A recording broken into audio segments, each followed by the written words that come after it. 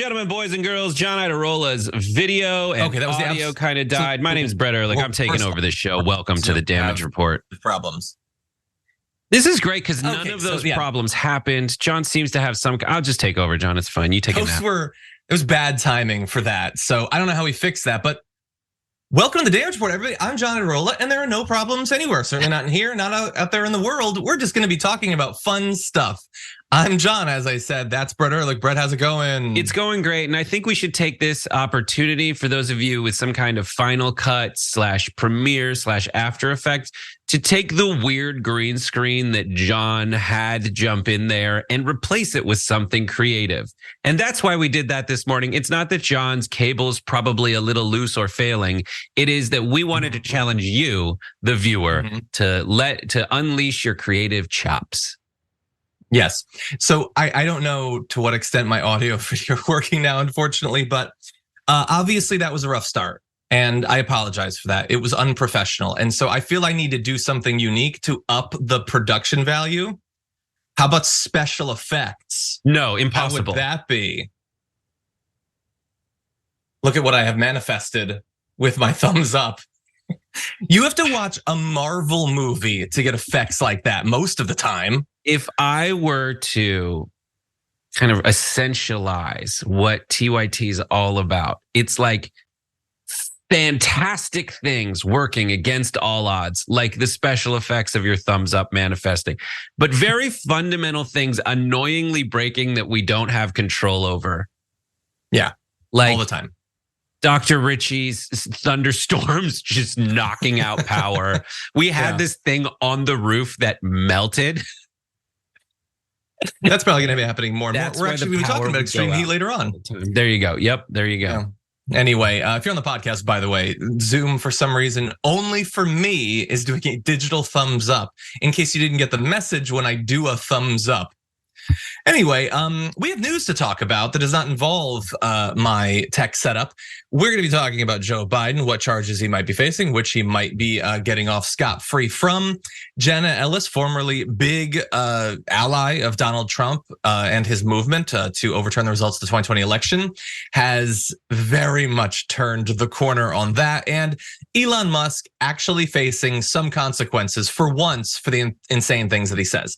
That's in the first hour, and there's more as well. But then in the aftermath, we've got the garbage people of the week. And I have a particularly garbage person. I can't wait to talk about this one. So that'll be coming up. And along the way, if you want to send in comments, tweets, super chats, get them read, and maybe even get a Blue Apron gift card for $100, you can send those in and we'll reply as we go. But with all that said, Brett, you ready to start the show? Absolutely, John.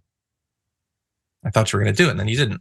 So now whether I am or not, you've been more than fair. Thank you. Okay, let's do this thing. Good news for Joe Biden, and at the same time, pretty bad news for Donald Trump, or at least enraging news. The special counsel's investigation into the Joe Biden section of the classified documents brouhaha of the past year is apparently winding down, and the report is expected to come out sometime in the next few months. But long before that, we already know, apparently, according to leaks from CNN, where this thing is going. And it is that it's going to be sharply critical of Biden and his allies' handling of classified documents, but it isn't going to result in a criminal case. So the expectation is that they are going to be criticized for having some of these documents and then willingly giving them back, but he is not going to be facing any charges for that. I had not thought about the Biden section of this quite a while, so I don't really know how surprised I should be. We've known for a long time that what they did is very different. Biden has maintained that nothing he did was illegal. It might have been, accidental or whatever. But his lawyers notified the Justice Department once they found the documents, and there's every indication that they cooperated all along in the attempt to recover those documents. We have a couple of bits of the communication between the Biden team and the National Archives and the Justice Department. And so look at the tone that they strike. In terms of taking custody, Denny Papers, yes, we are prepared to facilitate whatever access you need to accomplish NARA, taking custody of whatever materials it seems appropriate. Other correspondence includes things like at your convenience, and I can be reached anytime on my cell. So Look, if they were talking like that and then not giving the documents back, then that would be worth nothing. But there is no indication that they did anything other than try to be as accessible and helpful as possible. Obviously, on the Trump side, and that's sort of looming in the background of this, the stance is very different, up to and including right now, actually. And so it is possible that the report will go in a different direction, but there are a couple of sources implying that he will not be facing charges. Brett, what do you make of that? I think this is just hilarious. It's basically reinforces this idea that the reason Trump is getting in so much trouble for it is that when he realized he was wrong, he didn't just say that. Now, that posture that Trump takes, which is like, I've never done anything wrong in my entire life, really does benefit him when he does something kind of like morally bad, but not illegal, and then just denies that it's bad, says, I won't apologize. And then to his benefit, he just appears defiant in the face of naysayers. But in a legal scenario, this backfires so wildly, and he's trying to play the same card that he would play if it was just like an Access Hollywood moment, right? This is him trying to say that I am perfect. Everything I do is legally great, even though it's very obvious it's not. And when Biden himself was like, oh, documents, take them, I don't care. Biden actually did the right thing in that scenario. Trump did not, and Trump's going to face the legal consequences, and Biden should not face the same legal consequences that Trump should. Yeah.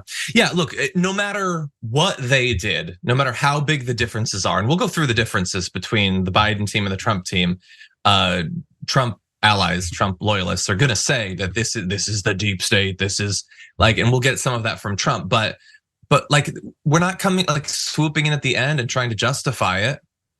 From the very beginning, we have been tracking the way that both of these groups have dealt with what they're being accused of. And it's been very different from the very beginning.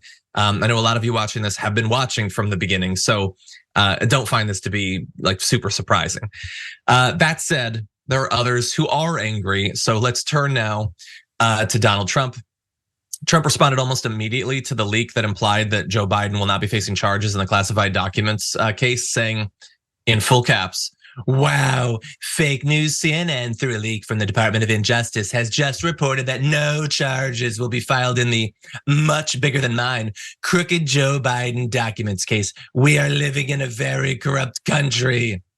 And then we're not gonna play the video for this, but I like this second truth that he sends out that just says, unequal justice on the boxes hoax.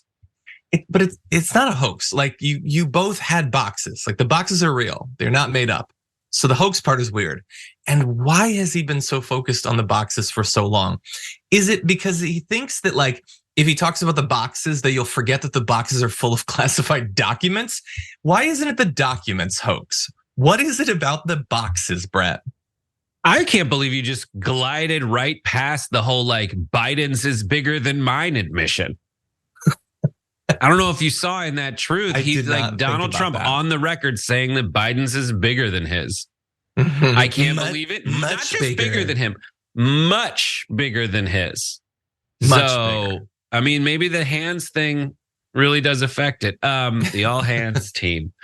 But yeah, so I think this is hilarious. I think that Trump, he loves the word he loves the word hoax. He has so many hoaxes against him that I can't keep tabs on which one he's talking about in any given time. I think it would help if he said the toilet boxes hoax, because that's my favorite image of all of the Trump presidency is him sitting by the toilet reading classified documents. And so, yeah, there's that. I think it's absolutely hilarious. And he needs to admit that, he did something wrong, but he won't ever admit that he did anything wrong. And in this case, he could have eliminated 1/4 of the federal indictments against him by just saying, like, take the boxes back and not making a big deal about any of it. If he just sent them back.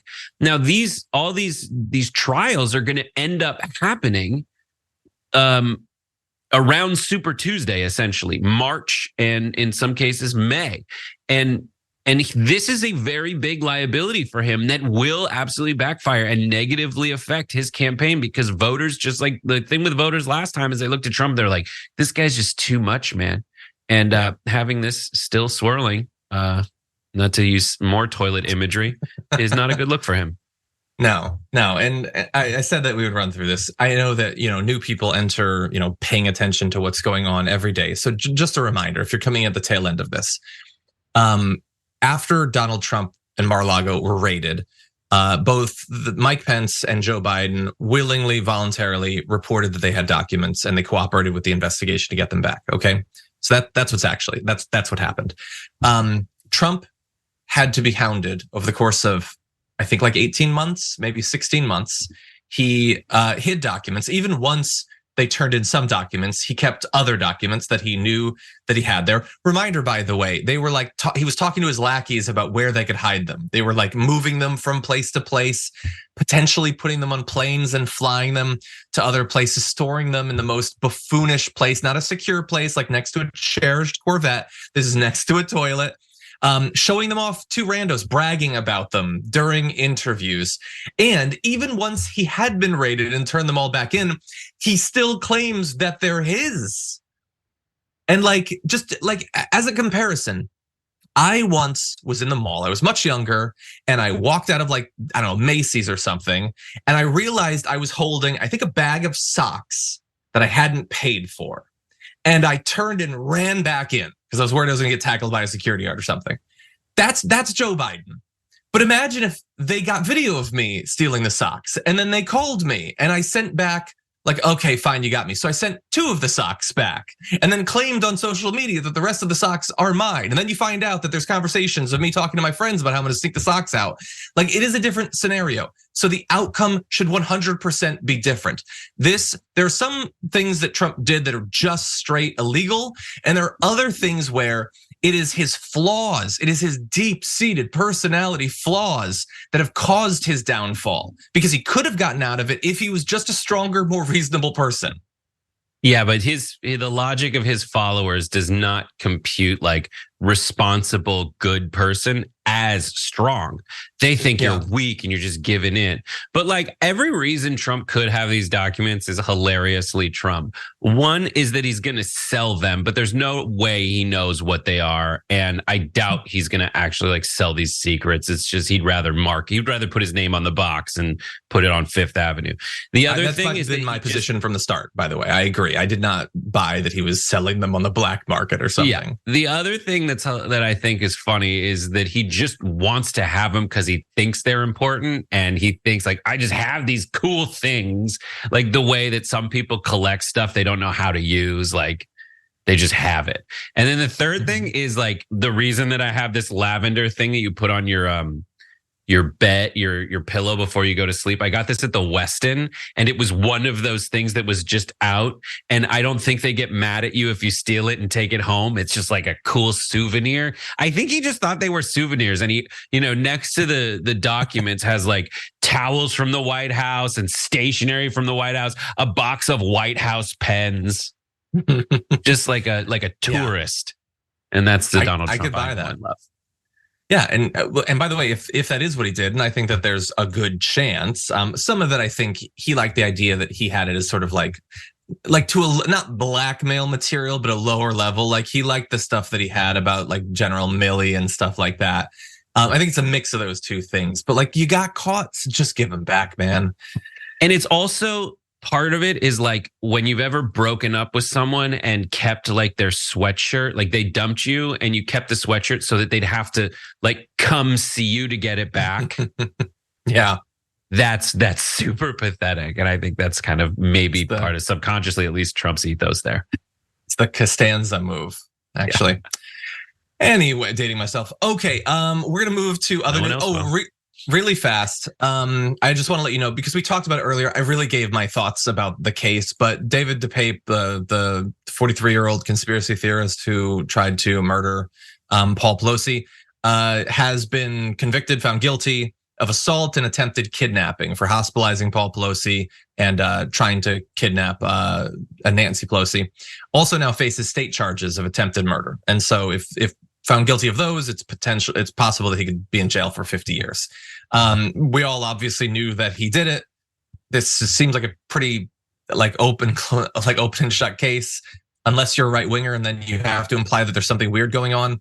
Remember when there was this vicious act of political violence, and they spent months joking that it was some sort of like gay hookup or something. Remember that dark moment in American history? That was fun. But anyway, that's what happened. I don't really have a lot of thoughts about it, Brett, but you should know that he was found guilty. Thank goodness Nancy wasn't there, or that man would be dead. She would just ruin him. Sorry. I want to thank everybody on Happy Half Hour who participated after the whole Mark Wayne Mullen challenge for a fight. We did a battle royal and to see who would win a DC battle royal. If all the political figures fought. Nancy Pelosi, I thought, would go farther because obviously DePape waited until she was gone before trying to assault the family. But the winner, I was hoping it would be Jamal Bowman or Bernie Sanders with old man strength or some other folks that made it pretty far. But no, it was Sharice Davids because she's literally a mixed martial arts expert.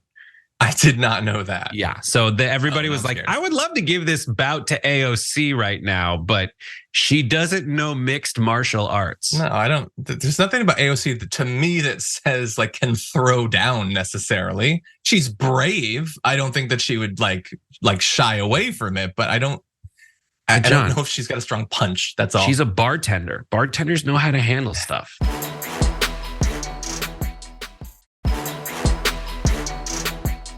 Former lawyer for Donald Trump, Jenna Ellis, has been in the news of the last week after it was found that she was cooperating, apparently quite enthusiastically, with the Georgia RICO election case that Trump and others are tied up in. So she's got all of that simmering in the background. But in the foreground this week is her growing feud with Donald Trump Jr. See, they're trading barbs over some insane things that Don Jr. has been saying. I want to play a little bit of a video of him so we can give you our response. Laura Loomer's turned out to be a warrior for your dad. Yep, somebody pulled up the screen. I hope she's press secretary when you're. Listen, she's a bulldog, man. I'll say that. She gets after it. I'd love to see press secretary just to watch DC just explode. I mean, there's a couple people that you could put in positions like that. We talk about Mike Davis as attorney general, or one of those guys. You almost have to just put him in as interim, even just to send that shot across the bow of the swamp. Be like, you want to play? He's worth hundreds of millions of dollars or something. He's just a wreck of a man. He's just falling apart on camera. He's doing a flop sweat version of our social breaks. That's what this 100 millionaire is doing with his time. But anyway, the stuff that he says substantively is pretty crazy. Not crazy enough that it couldn't be true, though. Saying that Laura Loomer, literal crazy person, could be press secretary. And why not? If Trump got back in, is it really that much crazier than anything else Trump might do? But anyway, there are those fighting back against. So we're going to get to them. But first, Laura Loomer is not a fan of Jenna Ellis, had tweeted Jenna Ellis, who is such a waste of space that her own husband divorced her after only 2 months of marriage. Jesus, is actually chiming in on Trump's personnel decisions. I don't think the woman who's more loyal to a fast food drive-through than to Donald Trump has any right to talk about personal decisions. I honestly don't even know what that's a reference to. Jenna Ellis is going to hell, and she won't be saved as much as she likes to pretend she will be a Christian. She's a fake Christian. Disloyal harlots go to hell, Jenna. That is the person who could well be the next press secretary. But to be fair, we have to let Jenna Ellis respond to that.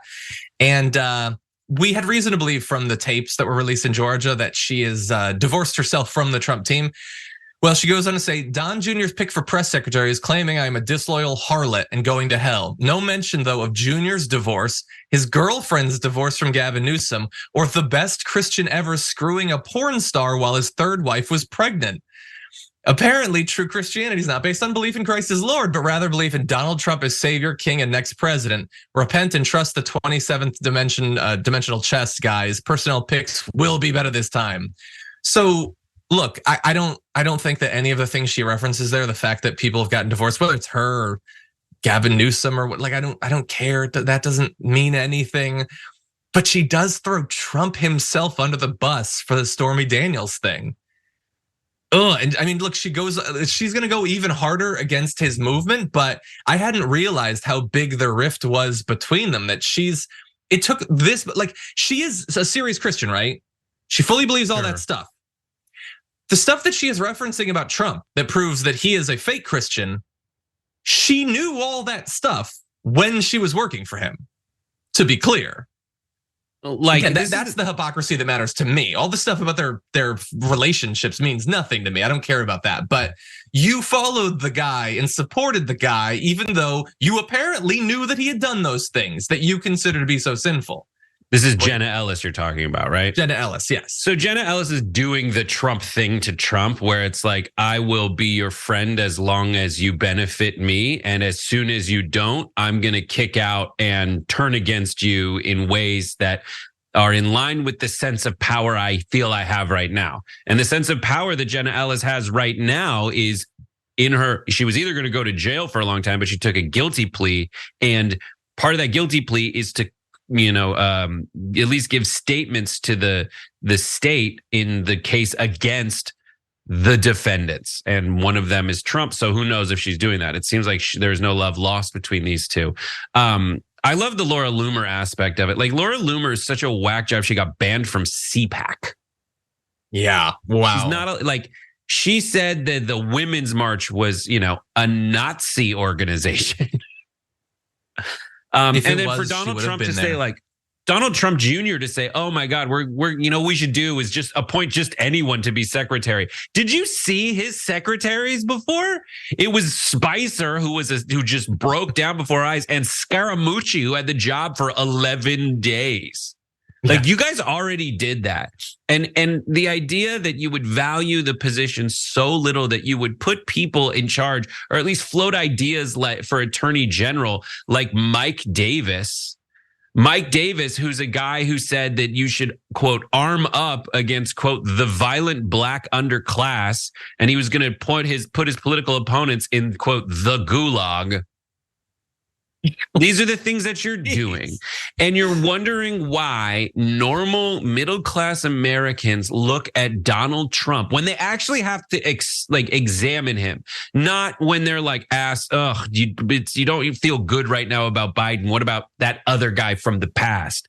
They say yes now, but when faced with real decisions and they're hearing people like Donald Trump's weird radioactive offspring say we should put the arm up against the violent black, underclass, you're floating ideas like that. It will remind people pretty quickly that your group is not serious and you're insane. You're literally unhinged or figuratively unhinged. It's a problem.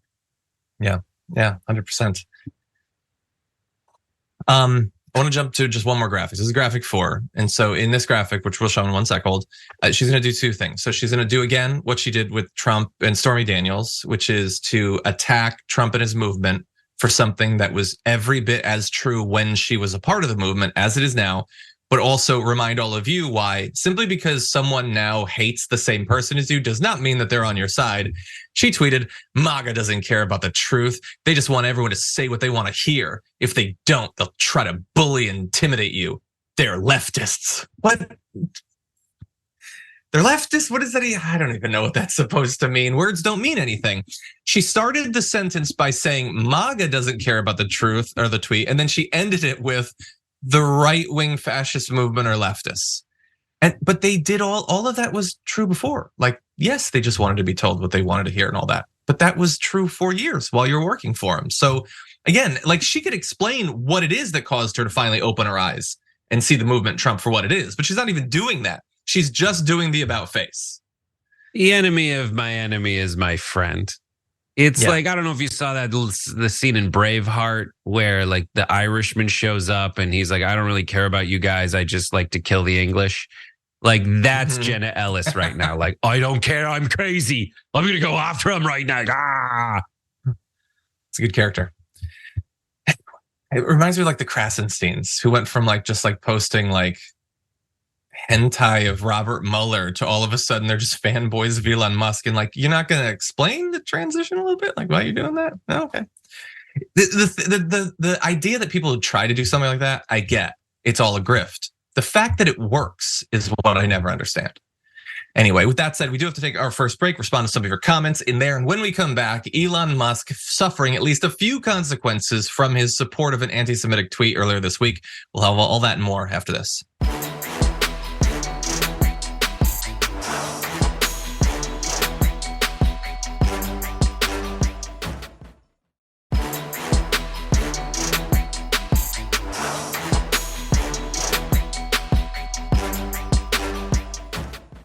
Following his agreement with a shockingly anti-Semitic tweet earlier this week, Elon Musk is actually facing some consequences for his actions. If you're not familiar with the tweet, we're just going to briefly show you.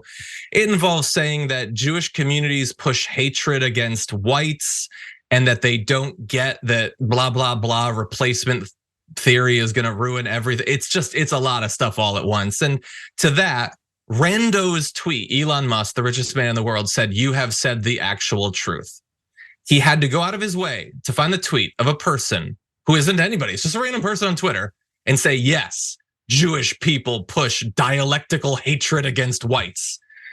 But anyway, some people are pushing for consequences. You have the co-founder of Facebook, Dustin Moskovitz, who called on him to step down, not just from Twitter, but from everything. Remember, he is the CEO of 6 different companies. Obviously, he's doing a lot of work every day and bringing value to those companies. I don't think that that's going to happen. But what has happened is that he has lost his opportunity to speak at the APEC summit that's going to be coming up. It's the Asia Pacific Economic Cooperation Summit. So they have decided not to bring him on to that. And one of his big longtime investors in Tesla, Ross Gerber, tweeted getting a flood of messages from clients wanting out of Tesla and anything to do with Elon Musk. Many saying they're selling their cars as well. What is he doing to the Tesla brand?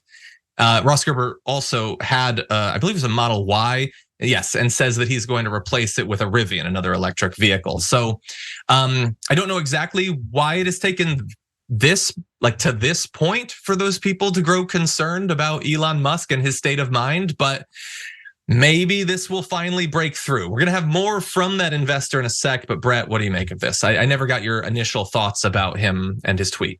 It's pretty amazing to me. I really love Elon Musk just deciding it's cool to wade in on this and then seeing how many people still are like, this guy's genius.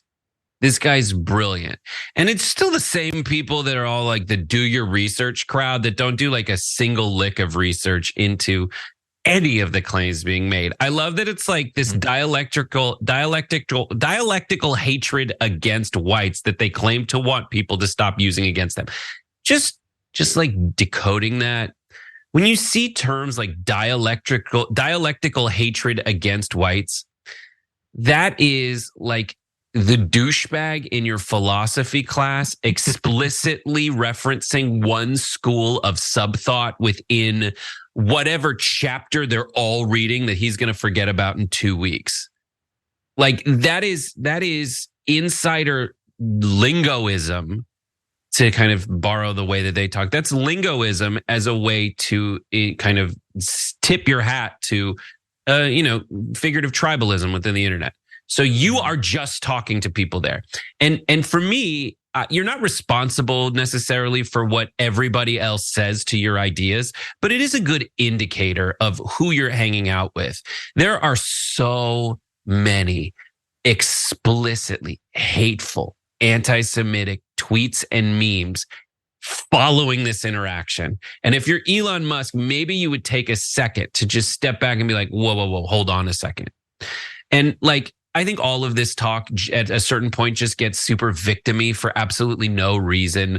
Like Elon Musk being like, oh my God, it sucks that I'm such a victim in this situation. And oh, you guys need to know that you're a victim. It's like, there's no ideas being exchanged at that point anyway. It's just people trying to get you to feel bad for them. And it's useless. And it's exactly the same kind of uselessness that's actually better if you take that same energy and put it toward like finding fun cat videos on the internet or like finding an actual community of people that play pickleball with you. Just go do that instead. And with the resources he has, you could input literally any activity and he could do it. Yeah. So really, guys, pretty clear. But just to be clear, you find his tweet to be in the realm of as unacceptable as the way I've portrayed it. I never know where we're going to disagree. Oh, yeah. It's just stupid. It's like, and then, I mean, I could get into like against quote whites. It's like anytime you talk about whites, just know that that's a Venn diagram that grows and shrinks based on what you're trying to argue for at the time. Like, and that goes all the way back to like Ben Franklin saying that Germans weren't white. Like, it's just like so often that thing just disappears and turns into mush. And then people will tell you that Jews are all white, but unless they want to kill them. And then it's like the white Jew, they completely ignore the fact that there's all kinds of Jewish people and there's colorism within the Jewish community as well. Like, we can get into all that, but no one really wants to, right? You don't want to do that. You just want to say yes, like, and subscribe and give money to my grift. Like that's all people want anyway. So I don't know if I need to dignify the rest of that conversation with like facts amid the stupidity. Okay, I like it. Okay, why don't we jump to, I promised that we'd get to the video. So really fast, let's go to the Ross Gerber criticizing Musk and let's see what he has to say. The things he says matters, but what he's really doing is destroying everything he's built. And that's the super frustrating thing as a shareholder. And just as an investor, one has to look out at the long-term future of Tesla and say, if the CEO is willing to do all this stuff and nobody can stop him, founder, whatever you want to call him, well, what's going to happen to Tesla over the next 10 years? Are they going to achieve their mission if the CEO isn't actually the CEO? Because he's certainly not acting as the CEO of Tesla. Yeah, look, the idea that he is actually the CEO of all of these companies is just ridiculous. He cannot spend his day replying to rando anti-Semites on Twitter and then have us believe that he's also designing rockets, which of course he was never doing, but he's just a figurehead, that's all. And at one point, back before we knew much about his politics, maybe that was a benefit. He's able to draw attention, he can raise money and all that.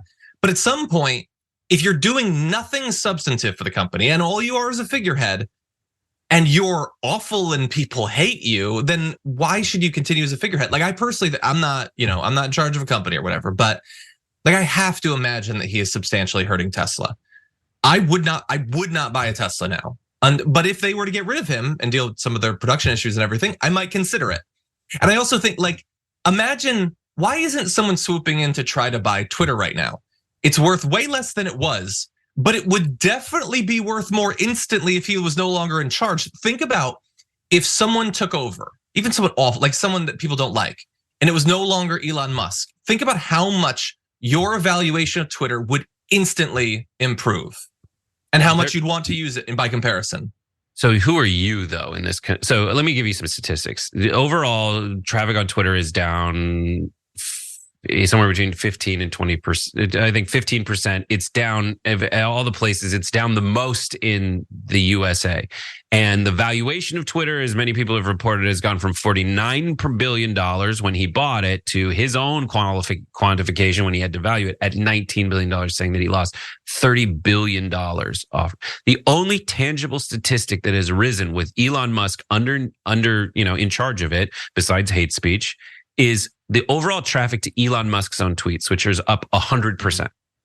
So with all of this, it proves that it's just his toy. He just bought it to be a toy. Everything else is immaterial. Generally, when it comes to valuing internet companies, it's so wishy-washy anyway that I do think a lot of this is just the bad PR around it. But when you're talking about some of the decisions you have to make when you run an internet company is like, who do I want my user base to be? And some companies like Facebook say, I want my user, and Google, I want my user base to be everybody. Elon Musk is saying he wants his user base to be everybody, but the only user base he actually wants is people who like him. And so you can get value out of that when it's all one type of user, because you tell all the advertisers, if you want to reach that one type of user, come on over here. Also, we proved that those users, the super users, the value users, are the ones who are stupid enough to give me $8 a month so they can get a blue check mark. So occasionally I can go in there and like fan the flames of their anti-Semitic tweet nonsense. Yeah, that's my take on Elon Musk running Twitter. I mean, yeah, the question is like, it is clear that he is personally using it as a toy. The follow-up question to be, since he did not buy it with just his own money, why are all of the other people involved in this cool with that? What else are they going to do? There's also the theory that he bought it to ruin it, effectively, that it was a tool that could be used by non-fascists to effectuate social and political change, and they don't want that, so they bought it to ruin it. I think it's a pretty good theory. But anyway, okay, I just briefly want to mention this before we close this out. A lot of people have noticed that there are ads, like some corporations have started advertising once again, despite what a hellhole it's become. IBM has paused advertising, not ended, bear in mind, after a report that Twitter's the ads for that company were being placed next to anti-Semitic comments. You can see right here an example of it. Media Matters had done a report about a number of companies that are continuing to advertise. And of course, Media Matters both publicizes awful comments and puts pressure on advertisers to try to get them to do something about it. In response to this, Elon Musk replied, "Media Matters is an evil organization." You're the dude agreeing with anti-Semites and people talking about replacement theory. Like, they just publicize what you say. You know who else publicizes what you say? You, because you tweeted it. Like, if you didn't want to stand by it, if you didn't want corporations to make decisions based on what you were saying, don't say it, okay? Be responsible. You're a big boy, or at least you should be at this point. So he hates Media Matters. They always lash out when Media Matters just lets people know the terrible things that they've said. Okay, quick final point, Brett. Yeah, with all the douchebags and horrible people saying douchebaggy and horrible things on X, instead of changing it from Twitter to X, he might as well have started calling it Elon's Mojo Dojo Casa House. I would have found that slightly more endearing. Anyway, okay. By the way, I love that people pointed out, like, he changed the logo to an X, and with his recent tweets, it seems like if it evolved a bit more, it might be more representative of the content on the site. You just need some arms on those X's. Just a few little growths. But anyway, we'll see what happens. Okay, we have to take our second break. I think there's more to get to after this.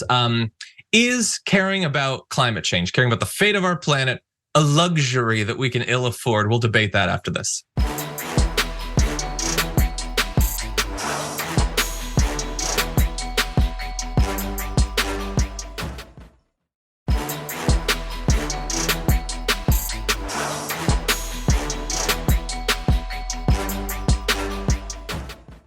I understand the idea of trying to separate an art from the artist, but there is so much art that you don't have to do that.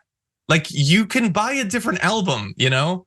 Like, that's such a weird I still watch Lethal Weapon. I don't know this, but anyways, but like, I don't know the way in which like all those companies are contributing to the deaths of Palestinians, the ones that people are boycotting. So I have not looked into it.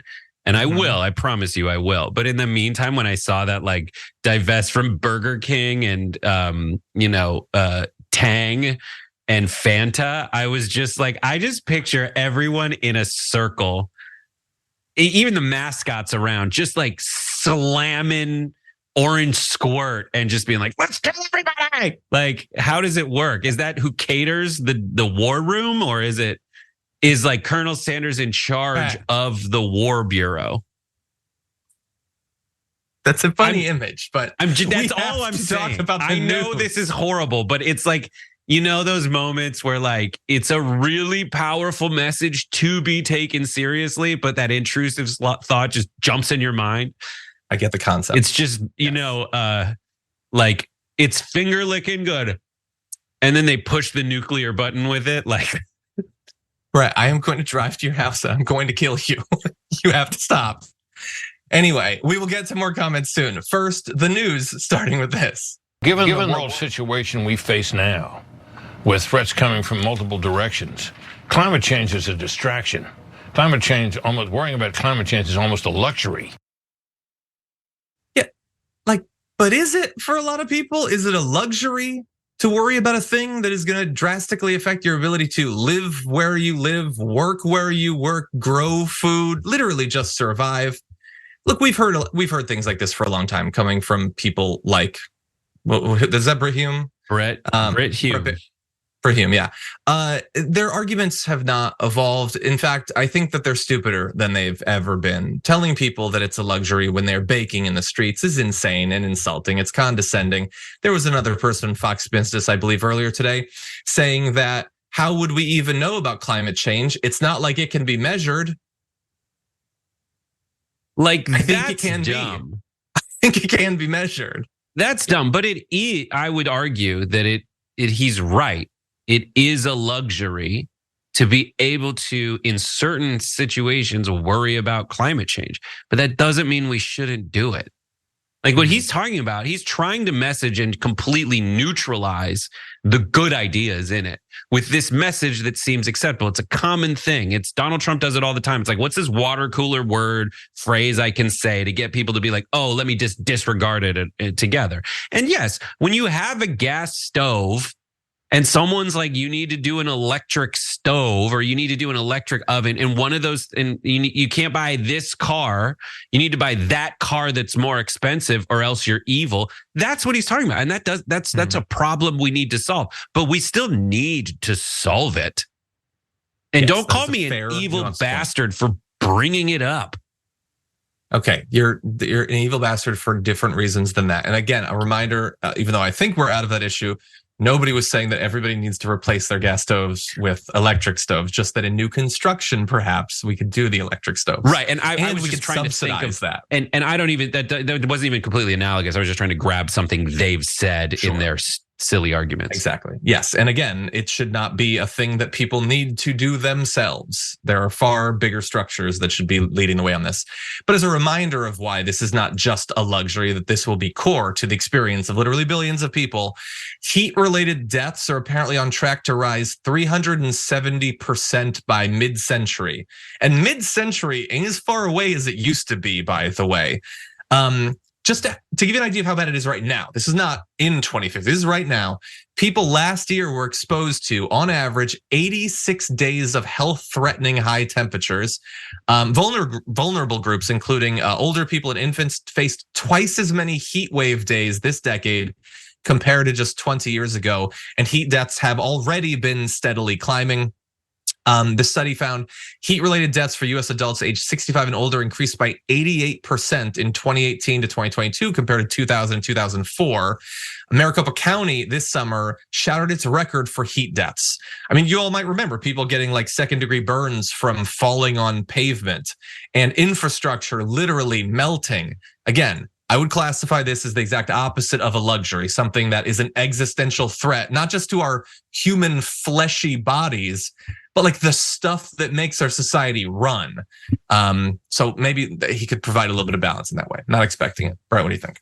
Yeah, and that is it's not a luxury if we're trying to prevent the deaths. Like that's not a luxury versus non-luxury conversation. That is a real problem that we really need to find a solution toward. And what ends up happening along the way is like these corporations and a lot of these bad actors.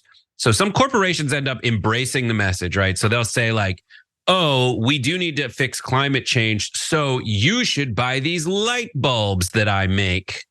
And sure, that's the thing. But as John says, you should probably have a better idea to like incorporate environmentally responsible practices into the construction of your high rise. And on an industrial level, the things that we don't do, like, so for example, like Clorox, the company that makes Clorox makes cleaning products for your house that you can buy and they sell them at Target. But that is a tiny fraction of their overall business that they do. The bigger business that they do is industrial level cleaning products. So they sell vats and vats of cleaning materials to bigger companies that do that. They should make those more environmentally responsible. And like, if you ever, and here's a great case, which is a fascinating case, Method, which you see in Target, right? Method exists because of that.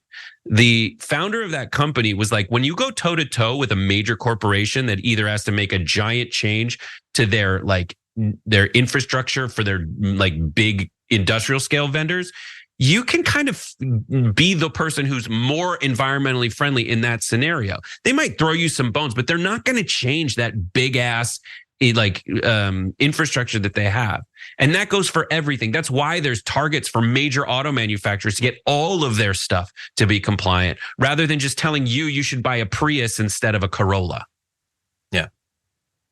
100%. That was reasonable and nuanced. Weirdly enough, Fox News was not on this issue. By the way, super fast, the US and China, following Biden's recent meeting with Xi Jinping, they are pledging to do increased drawdown of carbon emissions. China had previously been incredibly resistant to setting specific goals. They are doing that now. We will see what ends up happening in that. But I guess at least there's a little bit of diplomacy in this area.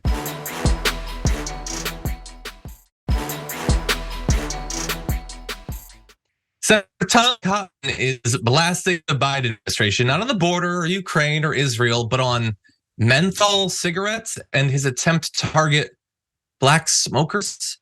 In what would seem to me to be an AI-generated tweet, Senator Tom Cotton tweeted, Joe Biden wants to ban menthol cigarettes, which are favored by black smokers. Meanwhile, he wants to legalize weed for white college kids and mail out free crack pipes.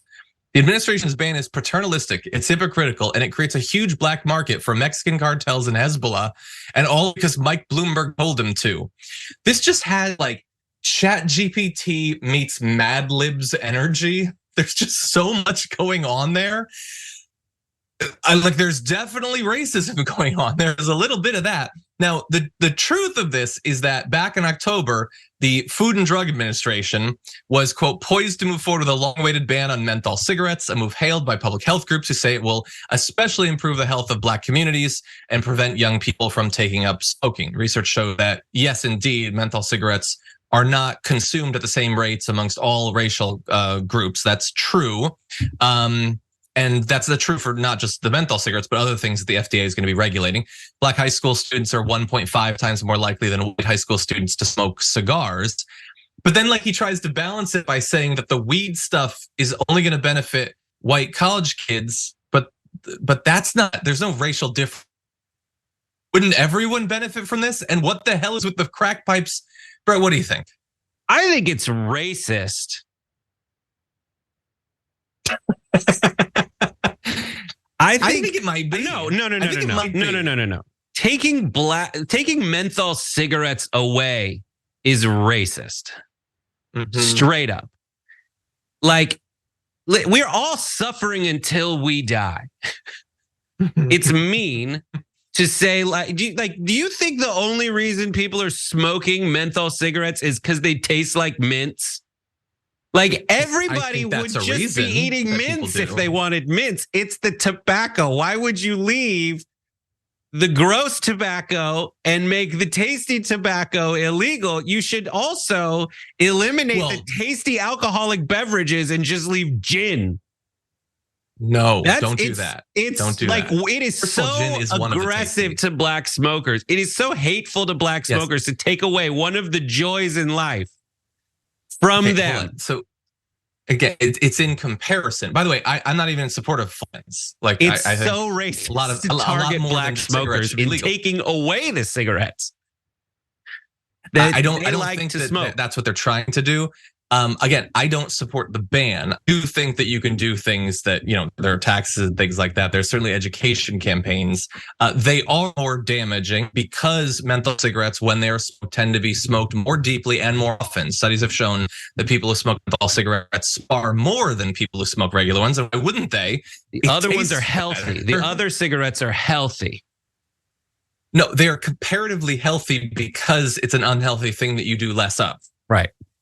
Again, but anyway, this to me is a thing where Tom Cotton, Republican senator, is using this as an opportunity to imply who is you're cutting out, but Tom Cotton, whose overall look just looks like a racism of a cartoon. Not to mention his last name, which sounds like it was also written by someone to sound more racist, is pretending to be friend of all people.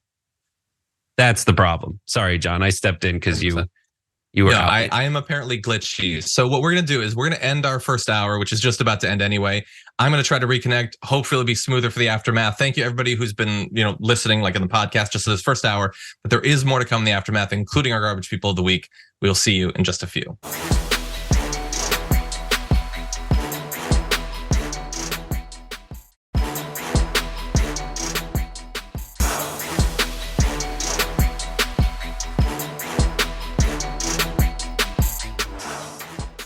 Thanks for listening to the full episode of The Damage Report. Support our work, listen ad-free, access members-only bonus content, and more by subscribing to Apple Podcasts at apple.co/TYT. I'm your host, John Iadarola. I'll see you soon.